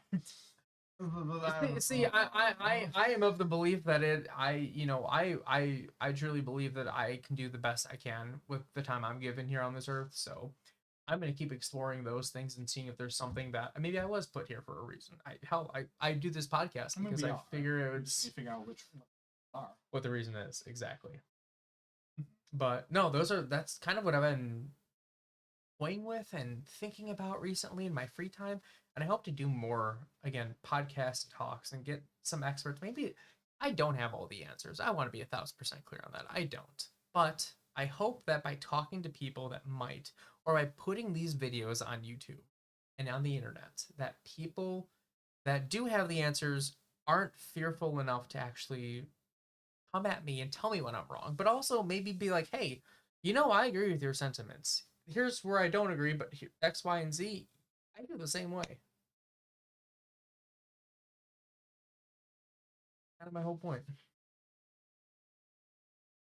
Window is shifting.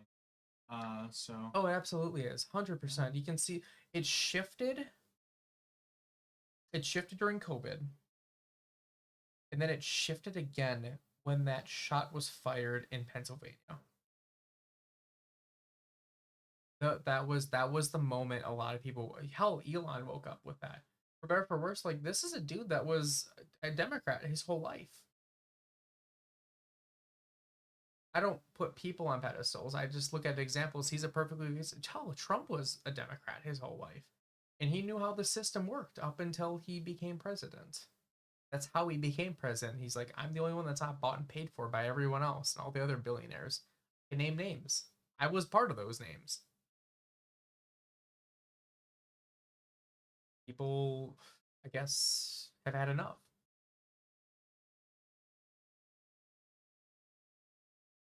We live in objectively interesting times. It was the best of times. It was the worst of times. It will be, yeah. That's why. For better or worse, it's going to get more and more. It's gonna get more fun, though. It's definitely gonna get more fun. For a lot of us, especially the ones that make it so, yeah. Well, if I think AI is great. I love what I have Grok because I have X premium. I have a premium membership to that, and it's I literally shit you not. I went on when Grok 3 released. Buddy of mine was talking with me. He was using other not ChatGPT. I think he was using Clyde. And he was trying to show me some of the things that AI model could do. I was on Grok because I'm like, okay, I just know Grok. That's whatever. I literally verbatim put the same query he did, and it was, hey, AI name in as much detail as possible without censoring or skipping over any facts. How do you produce crystal meth? Just to see what it did.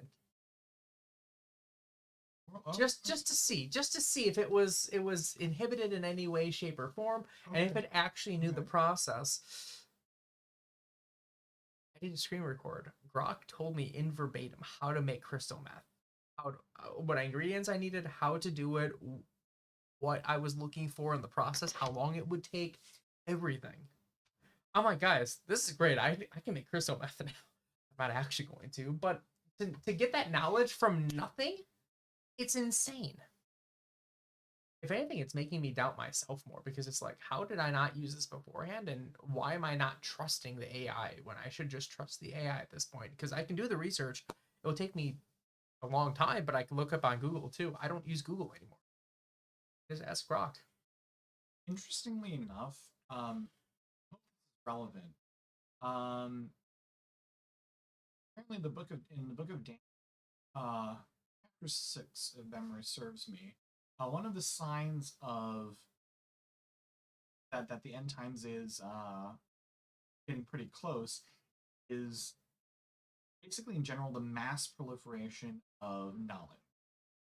And when I first came across that, I was very confused. I was like, and also it just made me self-reflect. I'm like, because I like accumulating knowledge just so I have it at my fingertips. And I see this verse and I go, wait, am I part of the problem? And I think effectively what it means is that we're gonna have a situation where there's so much knowledge, but also so little discipline, average human on how to use it, and basically that mismatch at some point is going to be unsustainable. It's already there, I think. You're already seeing it with, again, like I said, short form videos on YouTube. It's literally making people that, on normal cases, have a regular mental capacity, a regular mental propensity to do these things. They're doing this on the ride home. They're after their work. They're after NPC mode. They're trying to shut down or try to refocus about the rest of their actual lives, which is with family, friends, doing what they care about, what they love, things that make them them. But yet they're doing this. They're on this TikTok tirade, just scrolling through. Before you know it, hours go by. What did they do? What did they do? Nothing. Like, it's getting in the way. Yeah, literally just pulled up. I just asked Grok. Just that. It's a full summary of Daniel chapter 6. Chapter takes place during the reign of Darius the Mede, who takes over the Babylonian Empire after Belshazzar's fall.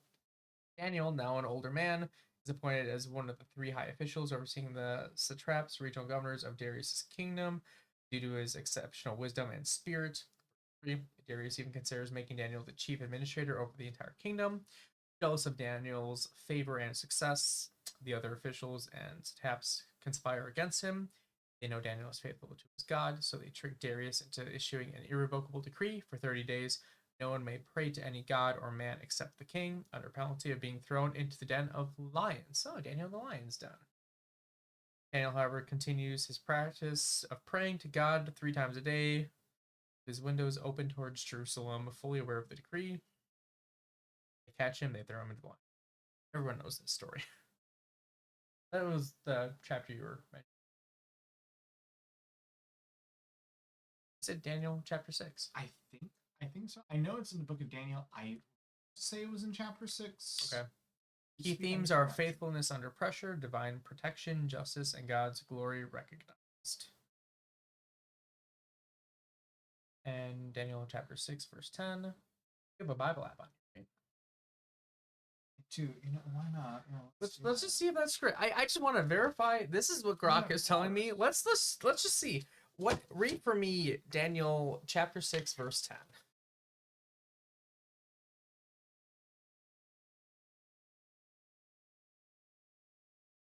I figured why not? You know, let's put Grok to the test. See how trustworthy these AIs are. I personally think they're pretty trustworthy, but it's like, why was I never told these things before? And it's so much more in depth than Google too.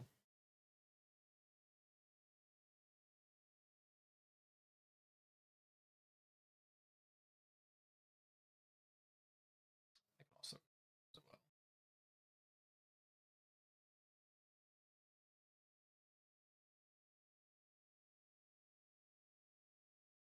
Oh, my mistake. So Daniel 6:10. Daniel chapter 12, verse 4. Oh, okay. So it says, "Many shall run to and fro, and knowledge shall increase." That's the part. Actually, let's see. But you, Daniel, roll up and seal the words of the scroll until the time of the end.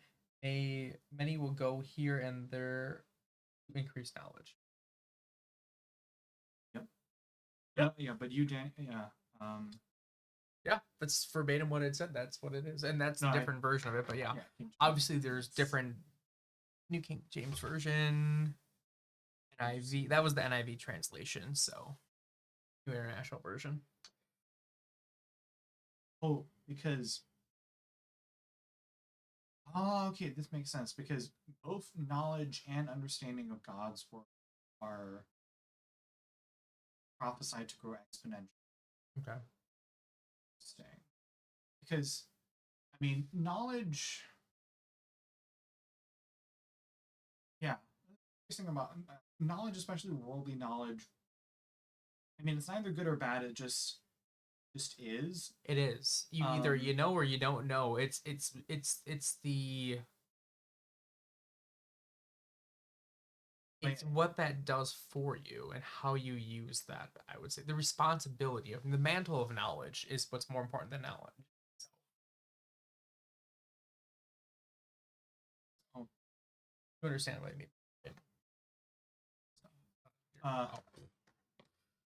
Yeah, I would say the mantle of knowledge, the not just the knowledge itself, but the mantle of it's the responsibility that comes with knowing and how to react and being able to translate what that means. And what you glean from that is more important than the actual knowledge. So it's one thing to know something, but it's another thing to be like, oh, this is what X, Y, Z means and how it applies to my life and what it can do for others. Knowledge needs to be coupled with wisdom. That's what it is, wisdom. We have no wise men here. We have no more wise people. This reminds me of films from Jurassic Park. Yeah. Just because you could doesn't mean you should have thought you should. That's like, yeah. And then he even in see, my favorite quote from him in that movie is, "What is in there, King Kong?"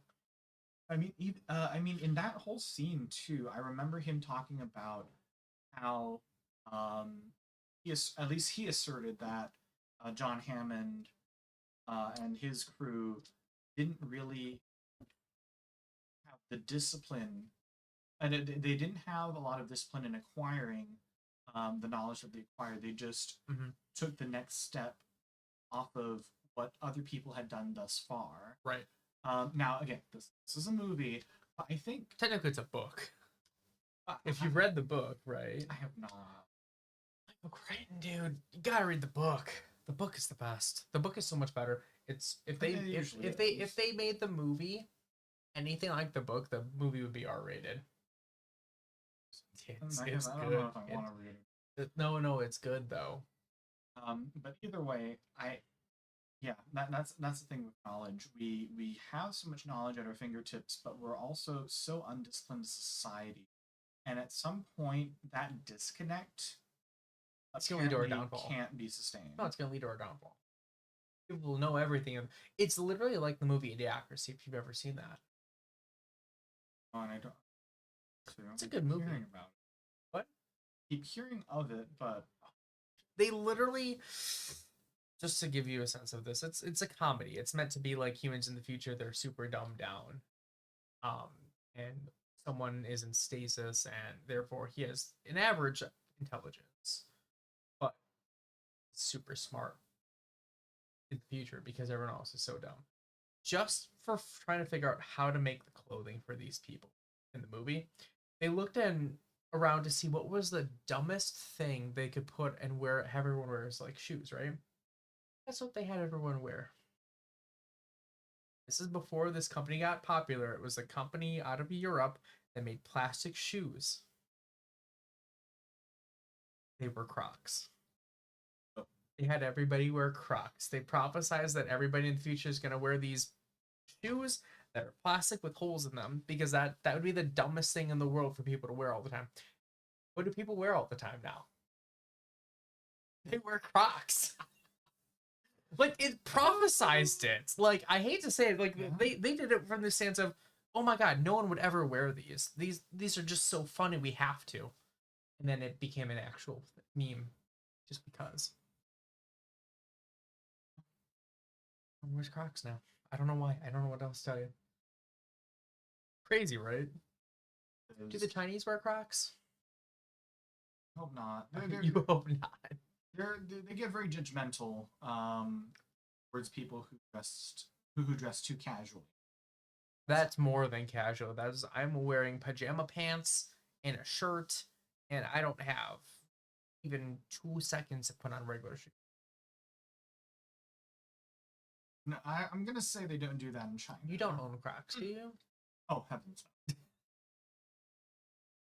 I do, I but I rarely ever wear them. I don't. I just don't. Own shoes. You do have a lot of nice pairs of shoes. Say that. Warehouse clearance. I Highly a lot of men's recommend. warehouse stuff with you too. I mean, I worked there for a few months. So that's I forgot. Yeah, you did do a stint there for a little bit of time. When were you there? it's way back when.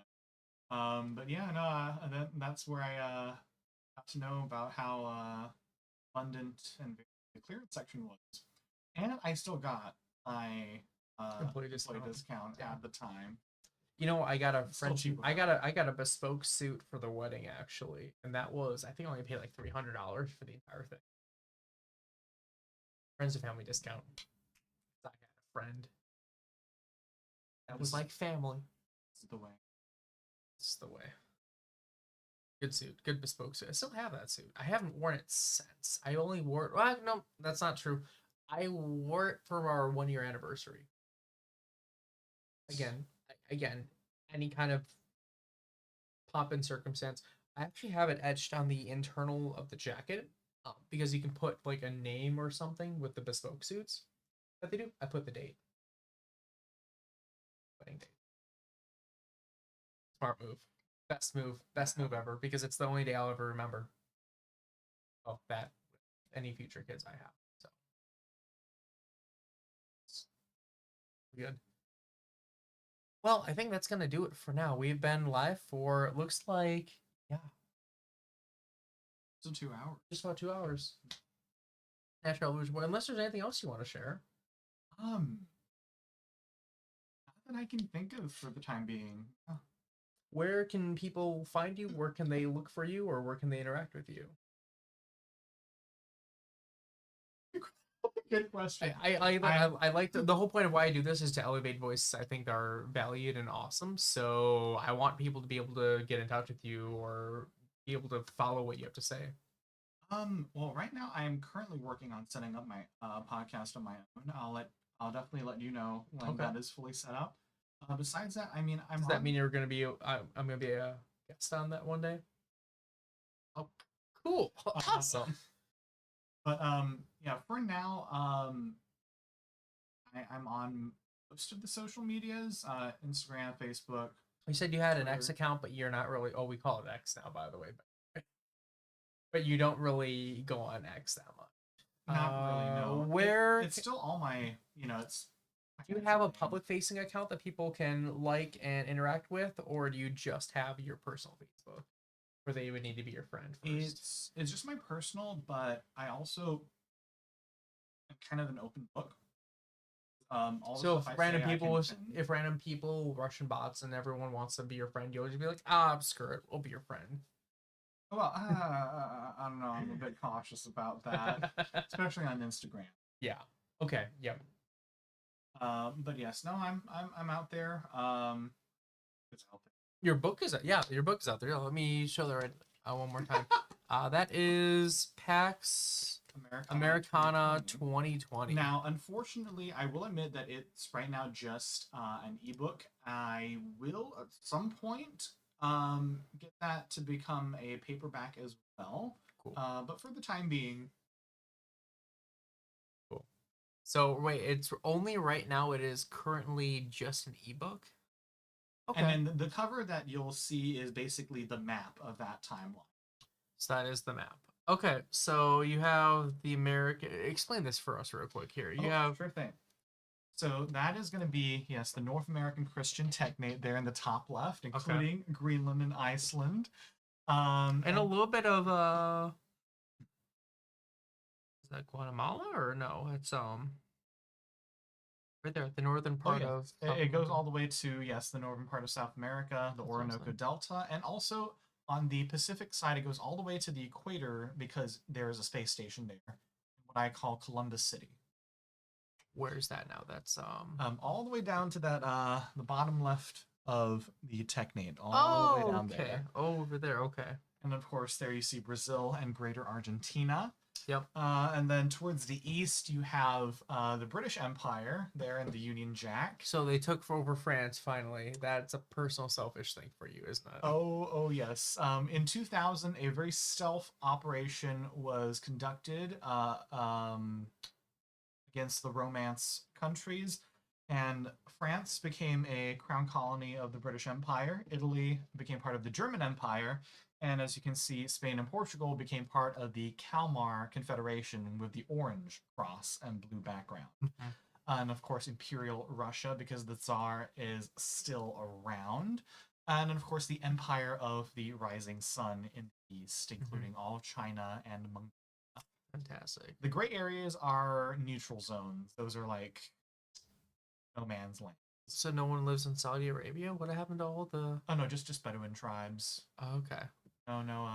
What about all the oil though? I mean. Oh no, the Gulf Coast is still okay. British. Okay. That's all. So they were smart. Yes, the southern Gulf Coast is British and the northern Gulf Coast is Russian. So good to know. Yes. Perfect. Yep. So PAX Americana 2020. When is the next book coming out? Oh, that just depends on my schedule because I have a lot of other projects and going on, a lot of writing projects that require my attention. So we'll see. It's a little over half over. When can we get a paperback version of this? Also depends on my schedule and self-discipline. Because I don't like doing the ebooks at all. I don't have a Kindle, so for me it's like directly like no. If you give me like a hardcover, or I prefer hardcover, but if it's a paperback, I will take it just to read it. I like the feel of the pages. Oh no, same here. I didn't do a physical copy immediately because I thought that it would require a lot of upfront capital from me. But gotcha. I think at least with Amazon, there are options where they front the cost. They just take a bigger cut. So I'm gonna make sure that that is the case, and if that is the case, I'll try to make myself just make time to get that done. That'd be great because I feel like there's a lot of people that feel the same way. So physical books. If we're gonna read a book. Read a book. Always make it into a movie. Honestly, once AI programs get powerful enough, I was thinking of running it through AI and just making it from it. Yeah. You could probably do that now. You could probably do that already now. Like honestly, if you just have like a narration of everything, have the AI narrate it, but then have like clips in the background of like video scenes or instances or whatever from the internet. Probably do something like that. Wouldn't be verbatim exactly what you want, but it'd be kind of close to the concept, I think. Have to see. Something exciting.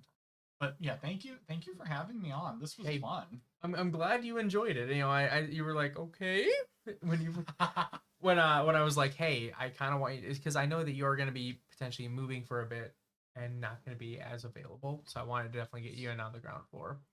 I already did. Technically, this is the third podcast episode, but we did have one with Elliot, and that was unofficial.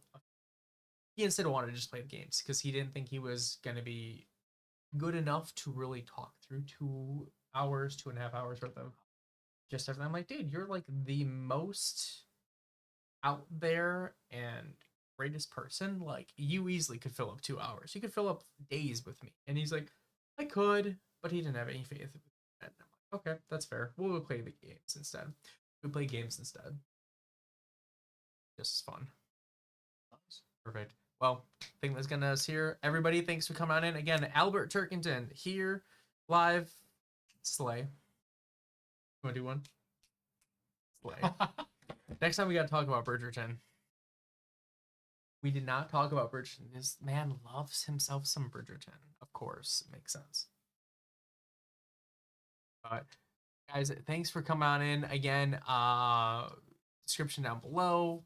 Like, comment, subscribe, all that good stuff. If you have any questions, lay them on us. We'll have Albert again for probably a future episode, and we'll drop everything there. You guys have a good night. Thanks for watching.